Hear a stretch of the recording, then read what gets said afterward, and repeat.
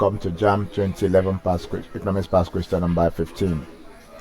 Ranking is the method used in measuring option A, marginal utility, option B, ordinal utility, option C, cardinal utility, option D, total utility.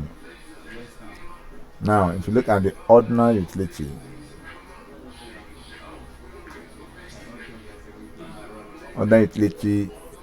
difference, the indifference curve. Indifference curve.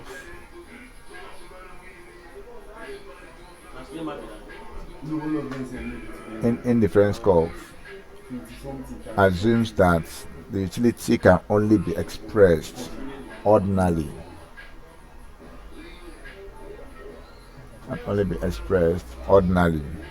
This means the consumer can only tell his order of performance for the given goods and services.